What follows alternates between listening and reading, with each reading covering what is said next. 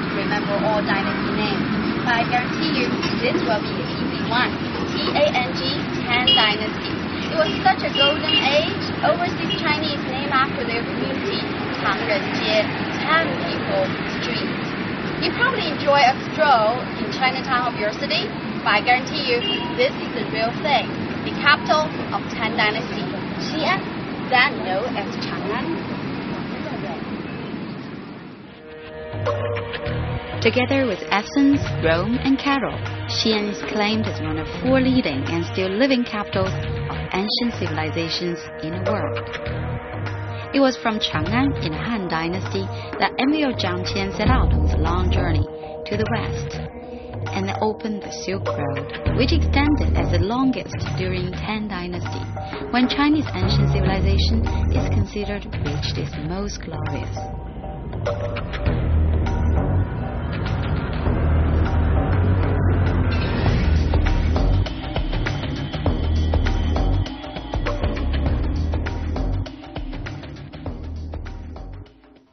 Xi'an served as the capital of 13 dynasties for an aggregated time of over a millennium. Today, it still retains striking marks of ancient majesty.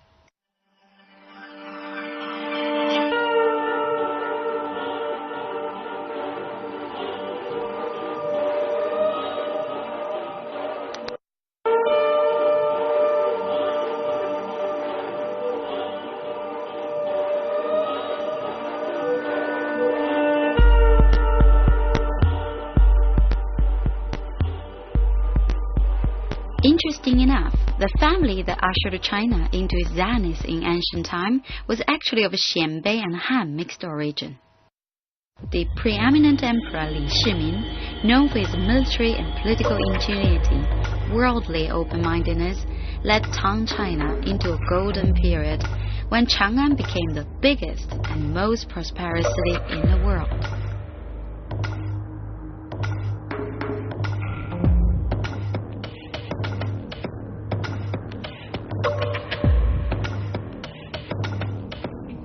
The Tang Dynasty's economic strength enabled it to open its door with confidence to foreign people, commodities, ideology, culture, and lifestyles. Fueled by an insatiable appetite for foreign exotica, new products were introduced to China from the West. But the real benefits are less tangible. It fires imagination to find that other thoughts can be different from one's own. An exchange of ideas enriches the content of a culture rather than endangers its identity.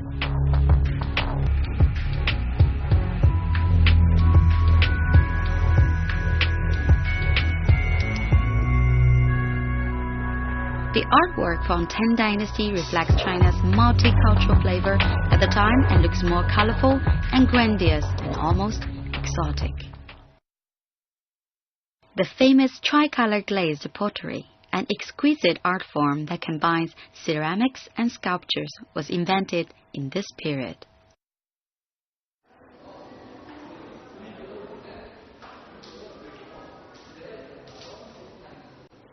Most people take the name Tang tricolor pottery literally. They thought there are 3 colors can be found on those beautiful pieces. But actually, if you take a look at it closely, there are more than 3 colors, because according to Chinese philosophy, 1 gives birth to 2, 2 creates 3, and 3 symbolizes world. So actually 3, you should consider it multi, so plural form. So better call it Tang multicolored pottery, I guess.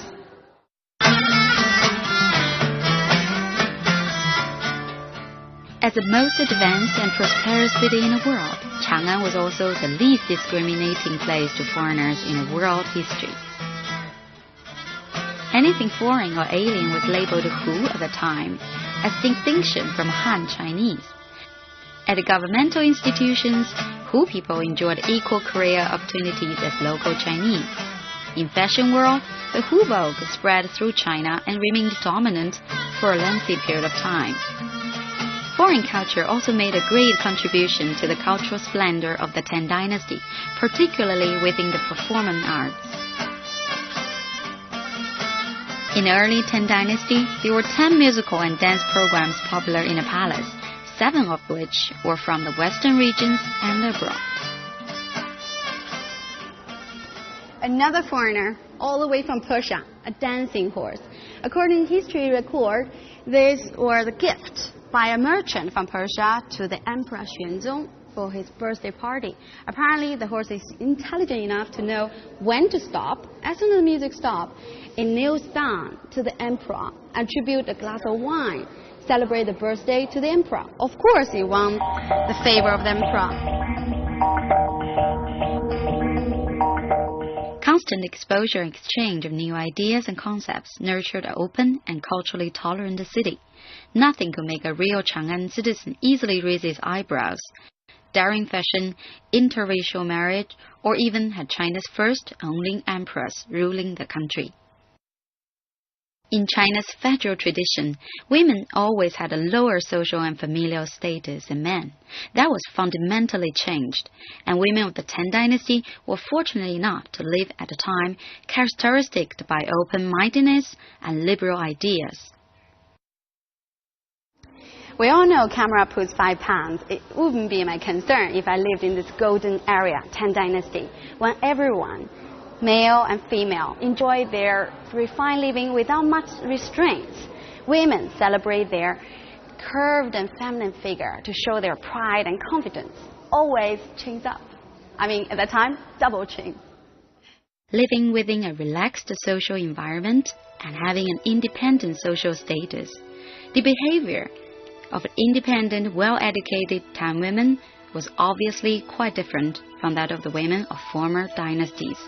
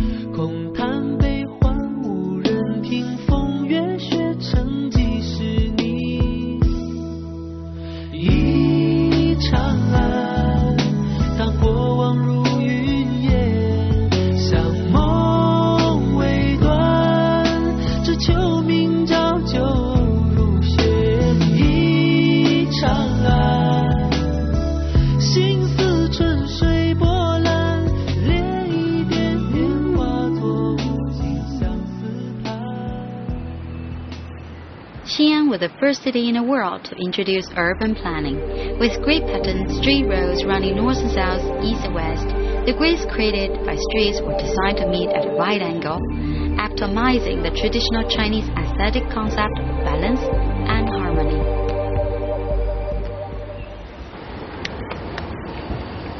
Earthy, solid, a little bit square. It's almost like my impression about local people here. Today's city wall was rebuilt 600 years ago based on Tang Dynasty structure. Standing at 12 meters tall, stretching over more than 13 kilometers, it is a monument of Xi'an's history itself. As the most important city fortification in ancient time, the city wall circled the entire inner city in a rectangular shape, with only 4 gates opening up in 4 directions, controlling all comings and goings. The city wall used to serve as a division line, dividing the emperor's residence and officials' office area. Today, more like an intersection linking the ancient part and the modern vibrant part.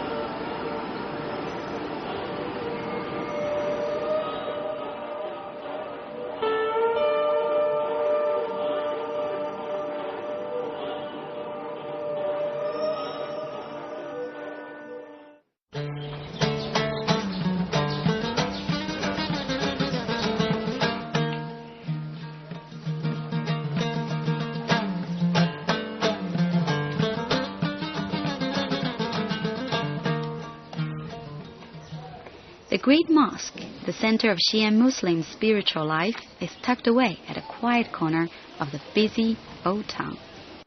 People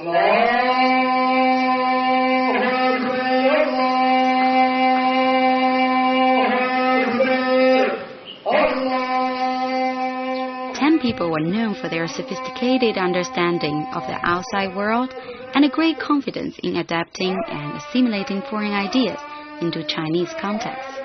The Grand Mosque architecture clearly embodies both Chinese and Islamic features. Islam was introduced to China via the Silk Road and sea trade routes by Arabs during the 7th century. The first official record of Islam's arrival in China occurred during the Tang Dynasty, when a companion Muhammad called Sabin Aba Waqas was sent as official envoy to Emperor Gaozong in 651. The emperor drew parallels between the religion and the teachings of Confucius and ordered the establishment of this mosque in Chang'an, the very first mosque in China. Of course, I'm not allowed to enter. I guess for non-Muslims, especially women, mosque always appear to be strangely mysterious. When you listen to the prayer, sounding so peaceful and soothing, I guess I started believing the power of prayer. Believing the good, believing in peace. Muslims came to dominate foreign trade in China during the Song Dynasty. As immigration slowed during the Yuan and Ming dynasties, they became increasingly integrated into Chinese society.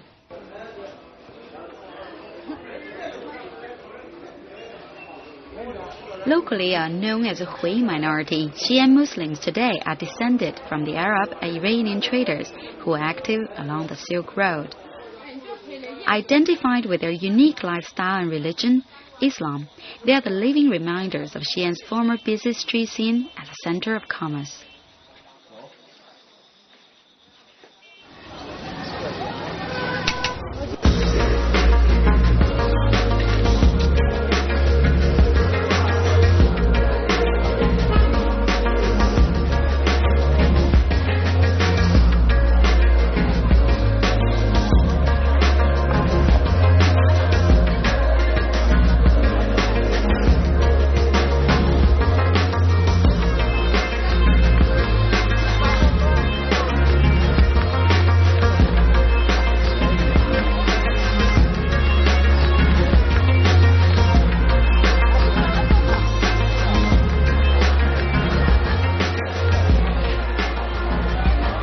I don't know about you, I love the night when everybody have hairs down, most relaxed, don't really need to make a living, just go a little bit shopping and food.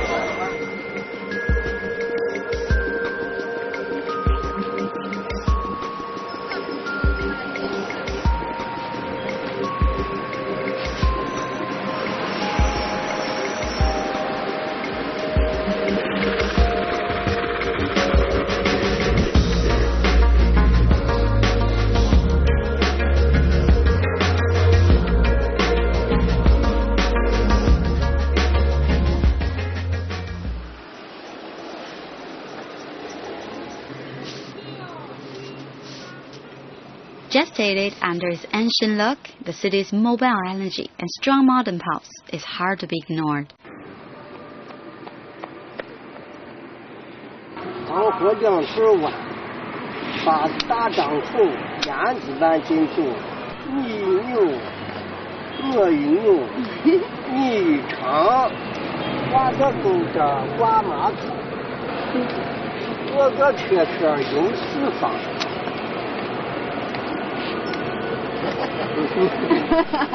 就是这个嘛，怎么念？这个字念表，这字念表，表表面的表。念表这个字念表，这个字念表表面的表字，这是在康熙字典里头也能查到的。哎，这个字就是下面的时候那个声音，面片掉到里头那个声音是 biang 一下的，这叫表表面的表字。你也写一个字啊？行，我也试试啊。还。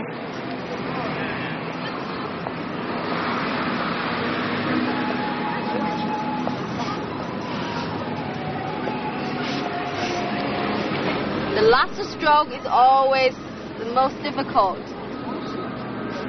Well, that's all I can write. It means study. That's what I need. 表面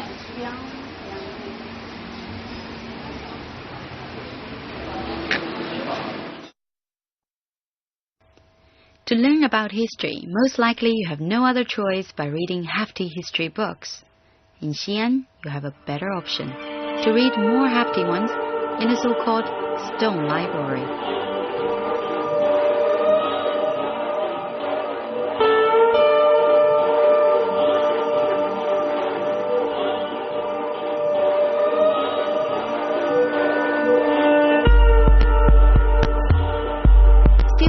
Museum was converted from a Confucius temple in 11th century originally and became the treasure house for the art of calligraphy. Calligraphy, together with painting, music, and Chinese chant, are considered to be one of the basic skills and disciplines of Chinese literacy. It's believed to polish one's skill of calligraphy is also an important means for cultivating one's mind. Since the first day I practiced calligraphy, this used to be the Mecca, Stilwith Forest. Always want to pay the visit. But I only focus one side, the so-called front page of Stilwith. But only when I visit here, I realize it is a three-dimensional art form. Yin-yang side means front and back. Both worth a good look at it. And also, look at those. The head of Stilwith features very auspicious animals and patterns. And even those sides, look at this. It's considered to be a very unique pattern. You cannot find it nowhere else. And don't forget also, bow down and notice those detailed ornaments on the Stilwith base.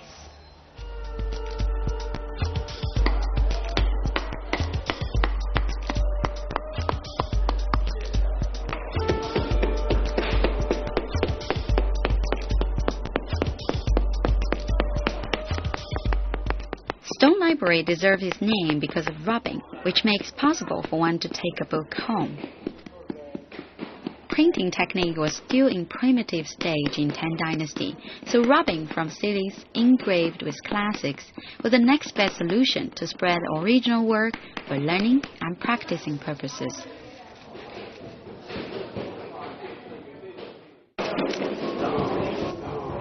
Rubbing duplicates are the only things we can take home from this treasure house of calligraphy. But for a calligraphy fan, this is also valuable. It's like a Bible you should practice after.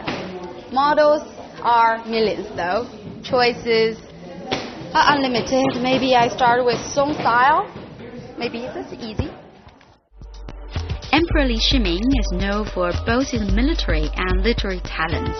Under his influence promotion, calligraphy became a popular art form, especially in Tang Dynasty.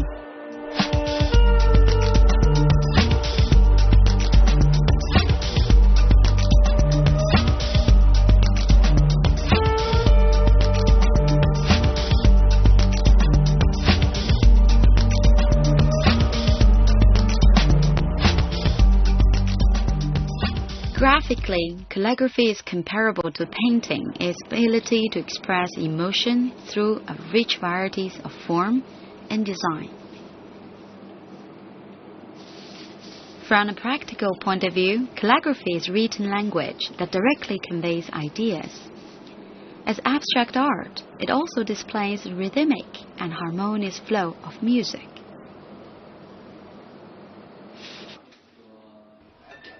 To appreciate a piece of calligraphy work both in skills and insight, one has to train his inner eyes to see the underlying principles guiding the ancient master's design. He has to go beyond the extrinsic beauty as shown in the writing to appreciate the profound harmony of structures and shapes.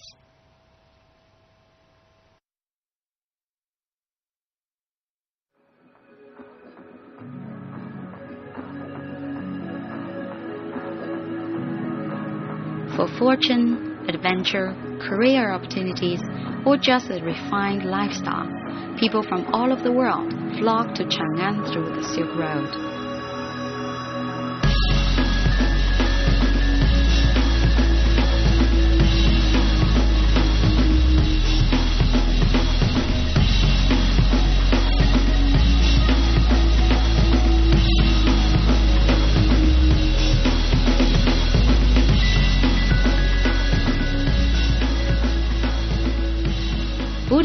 to China through Silk Road in Han Dynasty, 600 years prior to Tang. As a foreign cultural import, it also went through a process of localization and eventually evolved into the national religion during the Tang Dynasty. The Big Goose Pagoda is an example of this adaptation. Original Indian stupa was built in the form of square pyramid, catering to the Chinese ascetic tradition.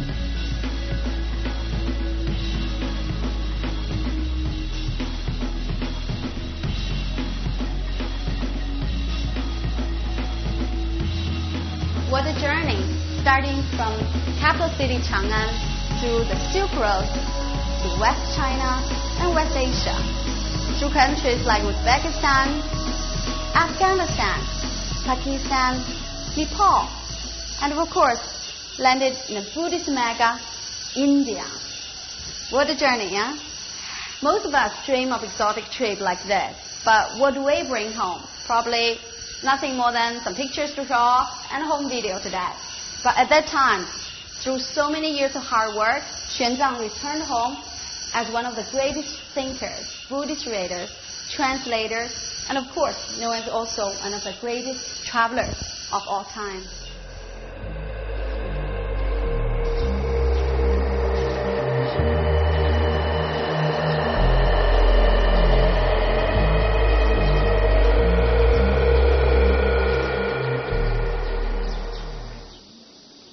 Religious freedom made the establishment and spread of Buddhism, Taoism, Islam, and even Christianity possible in China in Tang Dynasty. Among them, Buddhism stayed as a primary religion.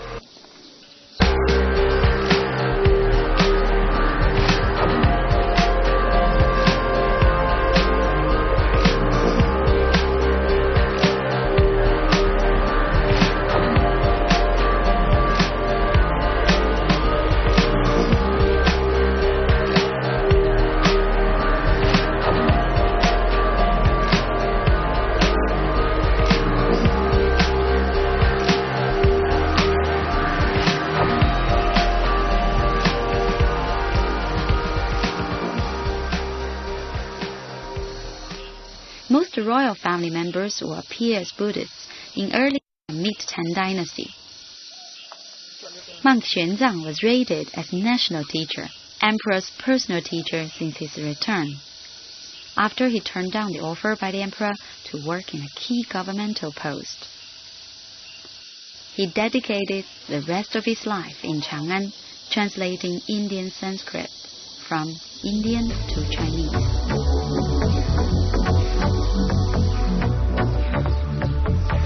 Tang Dynasty's culture flourishes in part has to thank the fact that Chang'an became a Buddhist learning center, to which monk Xuanzang is known as one of the biggest contributors.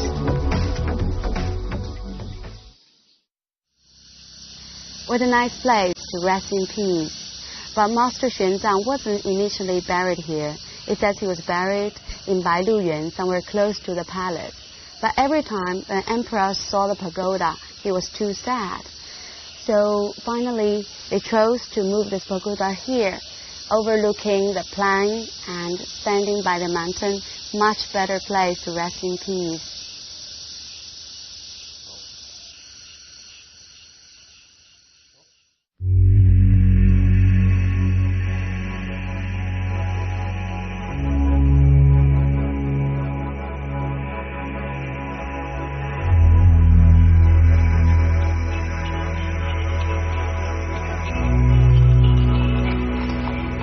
In ancient feudal society, the rate of population increase was an important indicator of economic strength and social progress of a country. In the early Tang Dynasty, the Chinese population was less than 18 million. 100 years later, in 755, the population had reached 52 million. This 100-year period later became known as a Tang of great prosperity.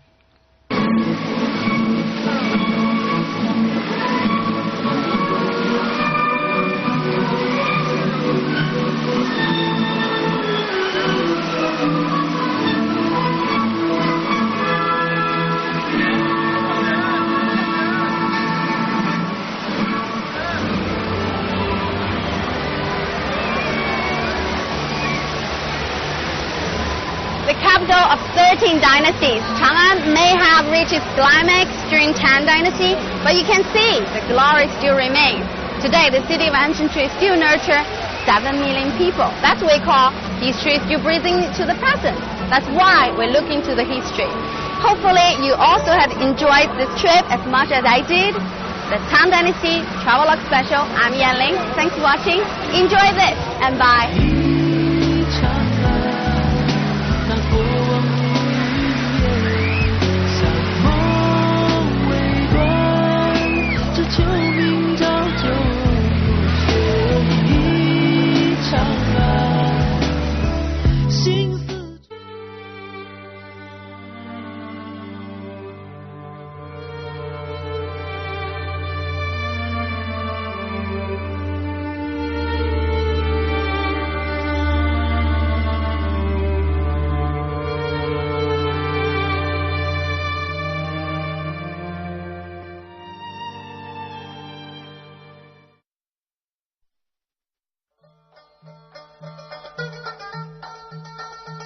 In the next episode, we continue with the Tang Dynasty to Kashgar to retrace the steps of the old Silk Road.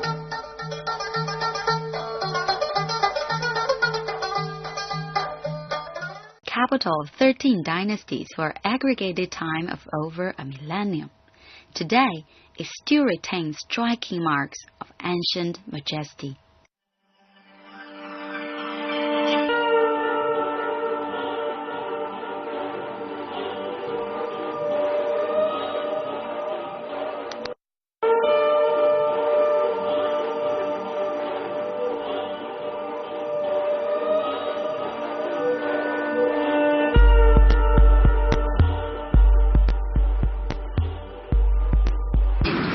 All dynasty names, but I guarantee you this will be an easy one.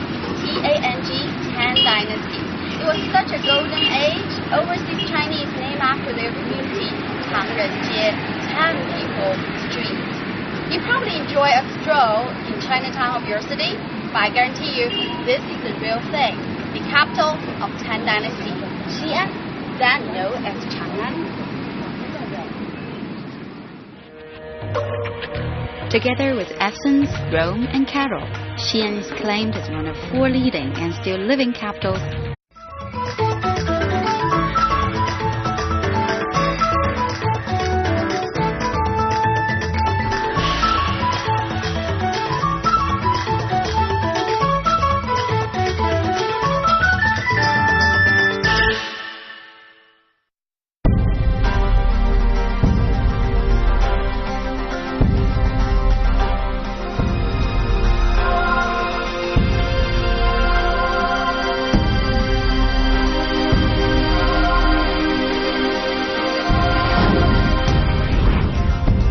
Ancient civilizations in the world. It was from Chang'an in the Han Dynasty that Emperor Jiangqian set out on his long journey to the west and opened the Silk Road, which extended as the longest during Tang Dynasty, when Chinese ancient civilization is considered reached its most glorious.